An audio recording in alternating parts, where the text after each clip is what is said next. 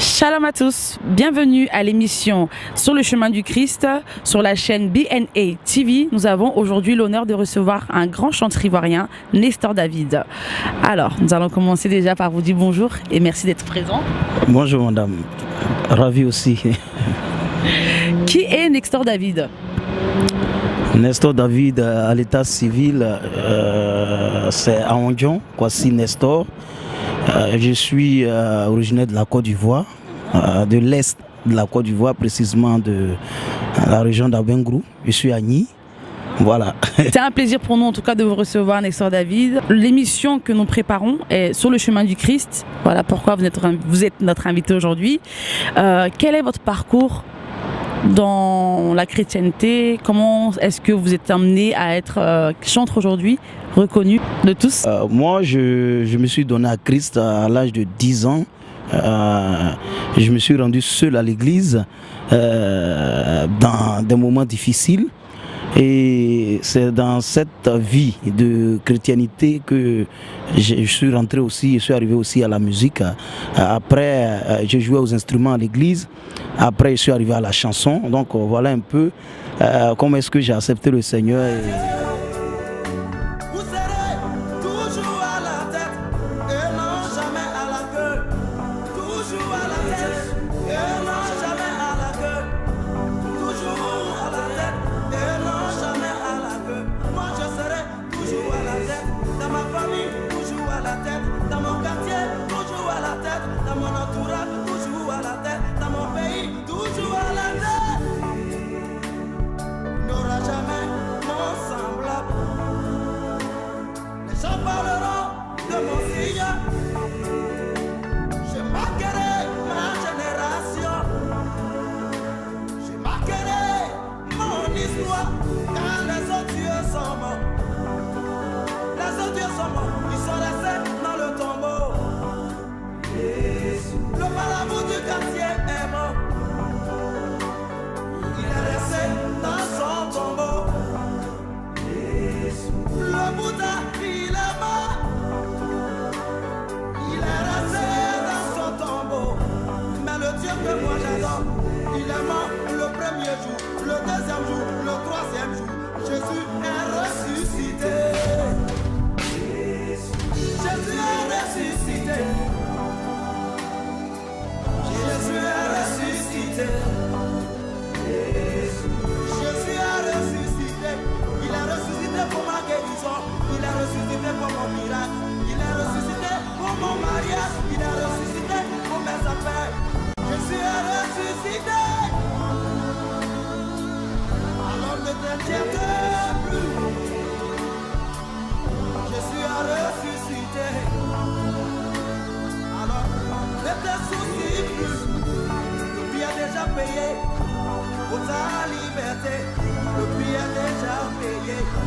Pour ta guérison, Jésus a ressuscité.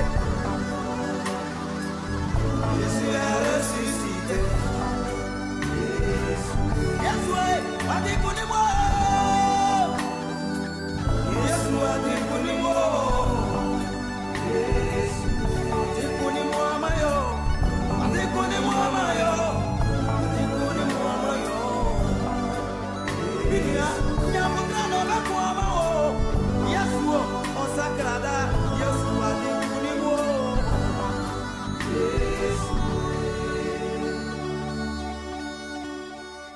Merci beaucoup. Nous avons tous découvert votre tube Jésus est ressuscité, qui est aussi notre tube à nous. Quand on entend surtout moi, quand j'entends ce cantique-là, il me parle beaucoup, il me touche vraiment, vraiment beaucoup. Qu'est-ce qui vous a inspiré à composer ce cantique? Vous étiez au bord du gouffre, qu'est-ce qui s'est passé dans votre tête? Parce que le rendu est vraiment, vraiment extraordinaire.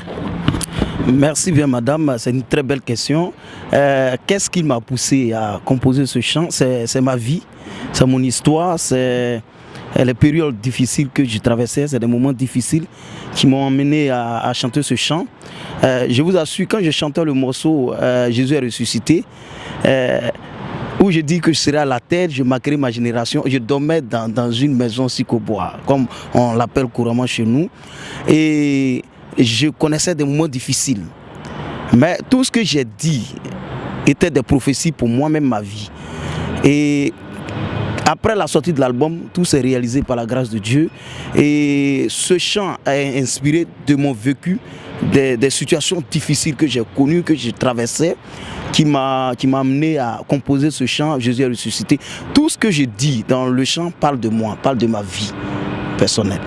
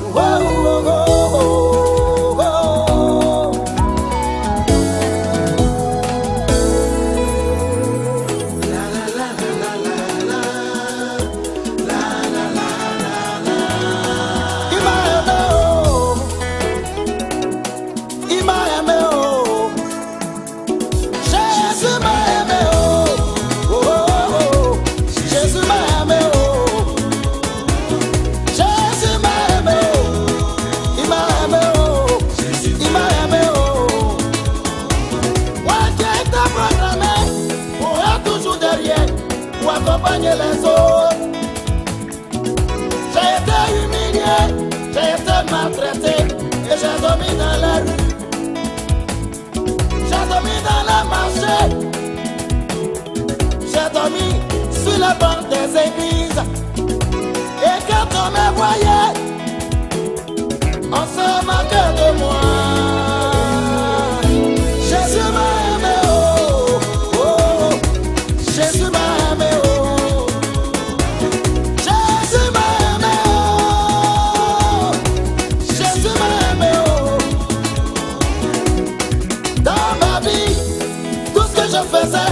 N'était que des échecs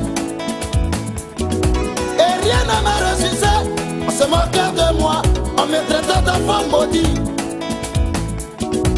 Les gens disaient que j'étais né pour être toujours derrière. Mes amis pensaient que rien de bon ne pouvait sortir de moi.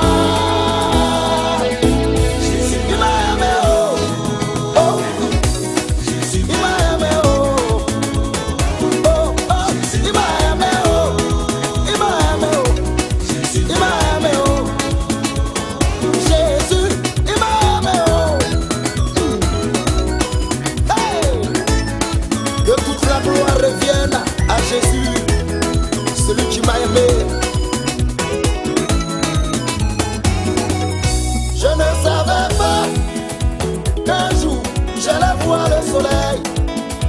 Je ne savais pas qu'un jour j'allais pouvoir relever ma tête.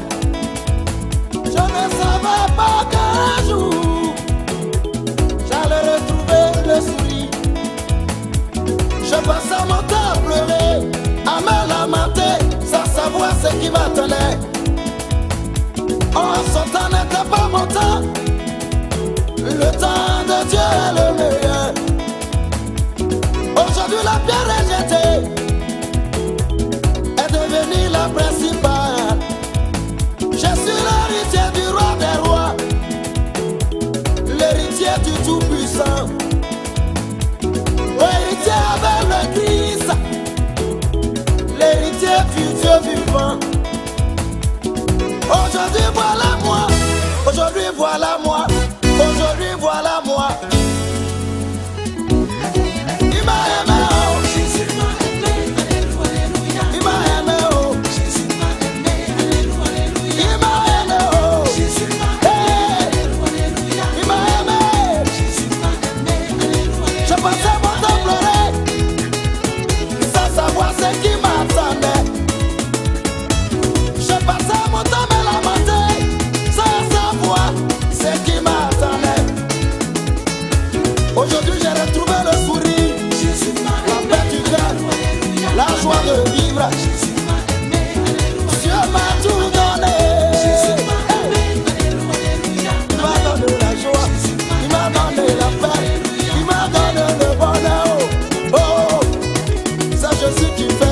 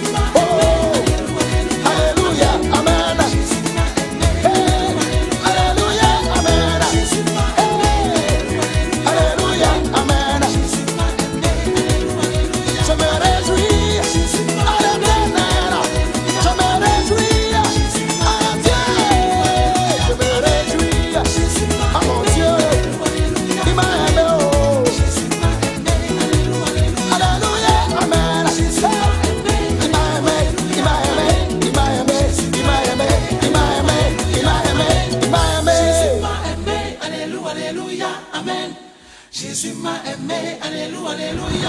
En tout cas, je vous remercie pour ce chant parce que beaucoup se retrouvent aussi à travers ce chant qui est votre vie. Vous l'avez écrit pour plusieurs personnes. Et là, j'aimerais bien quand même que vous nous expliquiez la différence entre un chantre et un chanteur normal. Un chantre, d'abord, c'est un chanteur. La différence entre un chantre et un chanteur, nous sommes à la disposition d'une seule personne qui est l'Éternel Dieu. C'est-à-dire nous n'avons pas le droit de chanter autre chose que chanter Dieu, que glorifier Dieu, qu'évangéliser à travers le don que Dieu nous a donné. Être chante aussi, c'est un appel. On peut chanter Dieu sans être chantre. C'est-à-dire tu peux chanter des paroles bibliques comme beaucoup de personnes le font sans être chantre. Être chantre, c'est un appel, c'est une mission. Donc, vous voyez la différence? On peut chanter Dieu sans être chantre. Mais être chantre, c'est un appel. Tu es à la disposition d'un maître qui est Dieu. Tu ne chantes que lui. Tu ne vis que pour lui. Et tu ne glorifies que Dieu. Or, être un chanteur, tu peux te permettre de chanter ta femme t'a quitté. Tu peux chanter tu es content. Tu peux chanter. Bon, je sais pas, tu peux dire beaucoup de choses. Mais être un chantre, c'est être consacré à Christ, à glorifier Christ. D'où vous viennent ces inspirations? Est-ce que l'Éternel vous parle lorsque vous devez composer un cantique? Est-ce que Dieu vous conduit? Est-ce que vous rentrez dans un moment de prière, dans un moment de jeûne? Comment ça se passe pour vous avant de pouvoir composer? Par exemple, vous avez sorti un dernier son, Jésus m'a aimé. D'où vous viennent ces inspirations? C'est Dieu qui vous parle, c'est lui qui vous conduit, on aimerait bien savoir. C'est des chants que je reçois, c'est des inspirations que je reçois. Souvent, c'est-à-dire quand je dors, je me retrouve quelque part, peut-être à un concert en train de chanter. Et ces chants que je chante quand je me réveille, ces mélodies restent et inspirées aussi par mon histoire personnelle, par ce que Dieu fait et Dieu a fait et qui fait toujours dans ma vie, m'inspire à chanter, à glorifier Dieu. Et avant de composer, c'est-à-dire avant de rentrer en studio, je passe des temps de prière d'abord, temps de jeûne, avant de mettre ces morceaux sur des CD, afin que ces chants que Dieu m'a donnés comme inspiration aient de l'impact lorsque les gens écoutent, lorsque les gens entendent. Parce que l'objectif, c'est ça. L'objectif, on ne chante pas parce qu'on a une belle voix ou parce qu'on a envie de se faire voir ou parce qu'on a envie qu'on nous entende. On chante parce que nous avons un message. Et le message est destiné à qui? À ceux qui sont dans des moments difficiles, à ceux qui ne connaissent pas Christ, à ceux qui ont besoin d'entendre une bonne nouvelle, afin que leur vie change. À ceux qui ont besoin d'entendre le témoignage de notre vie, à ceux qui ont besoin d'entendre ce que Dieu a fait dans notre vie, à ceux qui connaissent des moments difficiles, dont toi tu y étais avant, qui ont besoin d'entendre ces paroles afin qu'ils puissent se donner à Dieu, afin qu'il y ait une transformation dans leur vie, afin qu'il y ait un renouvellement dans leur vie, afin qu'ils sachent que Dieu n'abandonne personne. C'est à ces personnes-là qu'est destiné le message. Donc il faut prier, il faut passer des temps de jeûne, des temps de prière, afin que ces chants que nous chantons aient de l'impact. Et c'est ce que nous essayons de faire par la grâce de Dieu. Quand on dit tout ouvrier mérite un salaire, vous, en tant que ouvrier de Dieu, votre salaire, comment ça se passe? Vous-même, vous l'avez dit, l'ouvrier mérite son salaire. Les chantres ne sont pas rémunérés, ils ne sont pas employés d'une société ou quelconque. Les chantres vivent de leur art. Et la Bible même dit que l'ouvrier mérite son salaire. Donc moi je pense que faire un concert payant, c'est pas mauvais. Faire aussi des albums payants, c'est pas mauvais. C'est-à-dire, et vous voyez même les albums, les prix, les CD sont en Côte d'Ivoire chez nous, les CD sont à 3000 francs. Je pense que c'est juste une contribution pour soutenir le chantre et soutenir aussi son ministère. Parce qu'aujourd'hui, on ne peut pas aller s'arrêter devant une chaîne de télévision et puis dire, tu parles en langue, non, je suis un chantre, jouez mon CD, faites passer mes clips et puis on fait passer tes clips. Tout est payant. Quand tu rentres en studio, tu arrives au studio et puis tu commences à parler en langue. Ribababa, je suis chanteur. Et puis on te fait rentrer en studio et puis tu enregistres ton album. C'est pas comme ça que ça se passe. On paye partout. Partout on paye. Et même quand tu as des concerts, par exemple, le Palais de la Culture aujourd'hui coûte près de 7 millions. Bon, vous voyez quelqu'un qui paye 7 millions pour louer une salle, il va louer le matériel, la communication. Mais s'il ne fait pas payant, d'où est-ce qu'il tire de l'argent pour pouvoir organiser? Aujourd'hui, les concerts chrétiens, les chantres ne sont pas sponsorisés. Les sponsors ne sponsorisent pas les événements chrétiens. Par la grâce de Dieu, nous autres, Dieu nous a fait la grâce. Il y a quelques entreprises, des sponsors qui nous accompagnent. C'est ce qui nous permet de faire des concerts gratuits aujourd'hui. Et aujourd'hui, la plupart de mes concerts, je les fais gratuitement parce qu'il y a des gens qui sont prêts à me soutenir. Et c'est ce qui fait que j'organise des concerts gratuitement.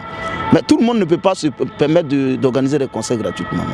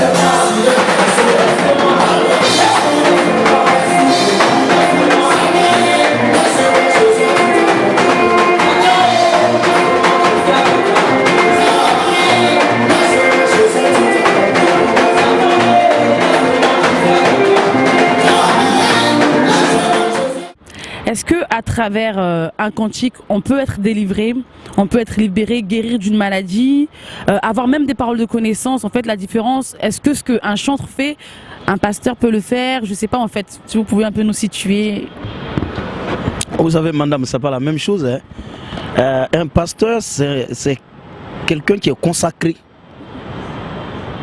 Et on n'a pas la même mission. Les chantres sont des lévites. Et la Bible même dit que Dieu siège au milieu des louanges. Et si Dieu est quelque part, la maladie n'a pas le droit d'être. La mort n'a pas le droit d'être. Tout ce qui est difficulté n'a pas le droit d'être. Donc je pense qu'un chantre, et je ne vais pas rendre des témoignages ici, mais il y a eu plusieurs fois, plusieurs cas, et c'est courant, où pendant des concerts, chrétiennes, pendant nos concerts, pendant nos moments de louange, il y a des guérisons qui s'opèrent, il y a des miracles qui s'opèrent, il y a des fous qui ont été guéris par la louange, par des concerts chrétiens. Et il y a beaucoup de choses, il y a beaucoup de miracles qui s'opèrent. Pour dire que Dieu siège au milieu des louanges, Dieu utilise la louange. Parce que la louange, c'est quoi? C'est les prédications, c'est le message. Donc le pasteur, lui, prêche. Mais le chantre, c'est la prédication qui est sur le support musical. Mais en écoutant, on obtient la guérison si on est disposé. Et Dieu opère aussi le miracle si on est disposé, mais ce n'est pas la même mission. Un pasteur, c'est quelqu'un qui est consacré à servir Dieu. Et je dirais, si je veux expliquer de façon terre à terre, les pasteurs sont nos patrons, en quelque sorte.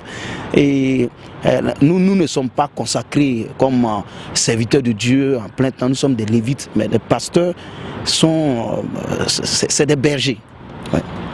Vous êtes vraiment très chanceux, monsieur Nestor David, en espérant que Dieu puisse se glorifier dans notre vie.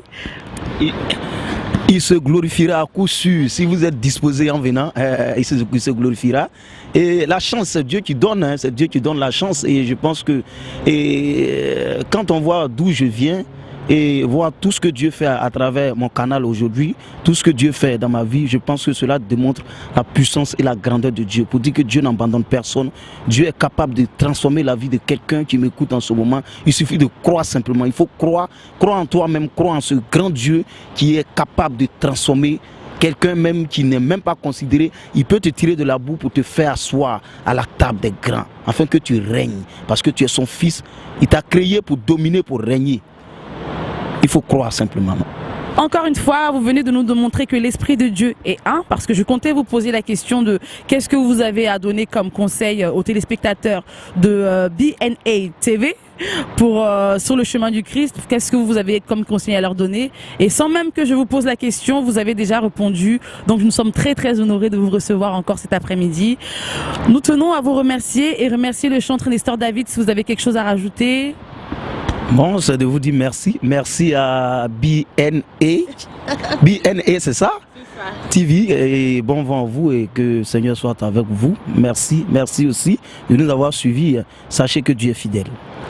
Nous vous proposons encore un autre numéro et une autre interview avec un pasteur, qui sait, un prophète, qui sait. Restez connectés. C'était Francesca Seri, votre animatrice. Habituez-vous à moi parce que je serai là. On se retrouve la prochaine fois et que Dieu vous bénisse.